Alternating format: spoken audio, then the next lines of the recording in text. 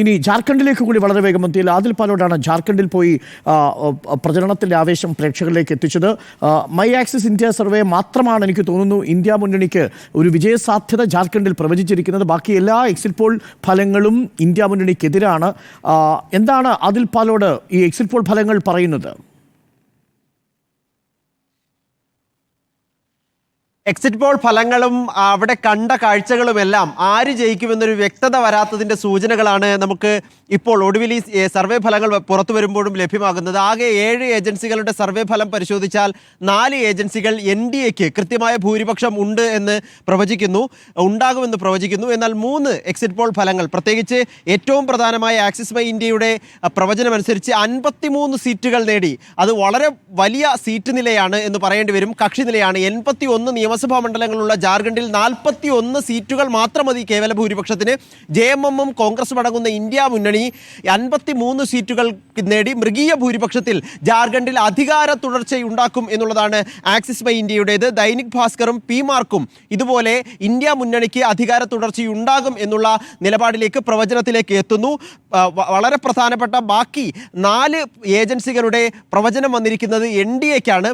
പ്രത്യേകിച്ച് neck to neck പ്രചരണ പരിപാടികളായിരുന്നു നടന്നത്. കാടിളക്കിയുള്ള, പൊടിപാറിയുള്ള പ്രചരണ പരിപാടികൾ, ഇളക്കിമറിച്ചുള്ള നരേന്ദ്രമോദിയുടെ റാലികൾ, ഒപ്പം JMMന്റെ ഹേമന്ത് സോറന്റെ അടക്കം രാഹുൽ ഗാന്ധി അവിടെ പലതവണ എത്തി. ഈ നിലയിൽ 2 മുന്നണികൾക്കും വളരെ പ്രധാനപ്പെട്ട ഒരു സംസ്ഥാനമാണ് ജാർഖണ്ഡ് എന്ന കാര്യത്തിൽ സംശയമില്ല.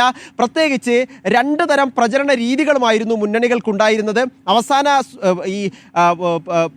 ഇത് വരുമ്പോൾ, വോട്ടിംഗ് നില വരുമ്പോൾ, പോളിംഗ് നില വരുമ്പോൾ മനസ്സിലാകുന്നത് ആകെ തന്നെ ആളുകൾ കാര്യമായി തന്നെ വോട്ട് ചെയ്യാനായി ഗോത്രമേഖലകളിലടക്കം പോളിംഗ് സ്റ്റേഷനുകളിലേക്ക് എത്തി എന്നുള്ളതാണ്.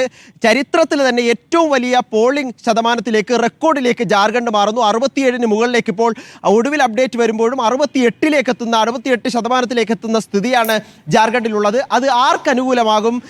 ജാർഖണ്ഡിൻ്റെ ഖനികളുടെ നാടാണ്, ഗോത്ര നാടാണ്.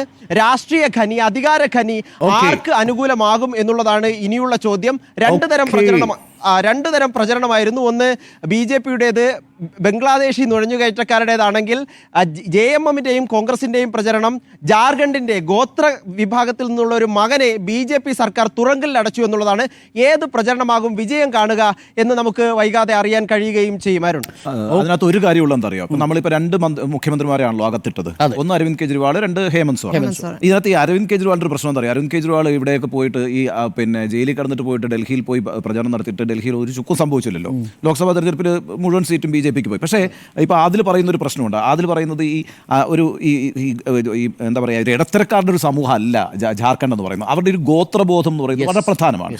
അപ്പോൾ അവിടെ ഈ ഹേമന്ത് സോറിന് ഈ പറയുന്ന ജയിലിലിട്ടു എന്നൊക്കെ പറയുന്ന വികാരം വളരെ കൂടുതലായിരിക്കും. അത് ഈ ഫ്ലോട്ടിംഗ് പോപ്പുലേഷൻ ആയിട്ടുള്ള ഡൽഹിയിൽ അങ്ങനെയുള്ള വികാരമൊന്നും ഉണ്ടാവില്ല, മറിച്ച് ജാർഖണ്ഡിൽ അത്ര വികാരം ഉണ്ടാവും. പക്ഷേ അപ്പോഴൊരു പ്രശ്നമുള്ളതെന്ന് അറിയോ, ബാബുലാൽ മറാൻഡിയെ പോലൊരു നേതാവിനെ തിരിച്ച് BJPയിലേക്ക് അവർക്ക് കൊണ്ടുവരാൻ കഴിഞ്ഞു എന്നുള്ളതാണ്. ജാർഖണ്ഡ് ഉണ്ടാക്കിയപ്പോൾ ആദ്യത്തെ മുഖ്യമന്ത്രി ബാബുലാൽ മറാൻഡി. ഒന്ന് ബാബുലാൽ മറാൻഡി ഫാക്ടർ, 2 ബംഗ്ലാദേശ് ഫാക്ടർ. അതെ, ഈ 2 സാധനങ്ങൾ ചെയ്തിട്ടുണ്ട്. അപ്പം അത് നല്ലൊരു മത്സരം തന്നെയാണ് അവിടെ, സംശയം വേണ്ട.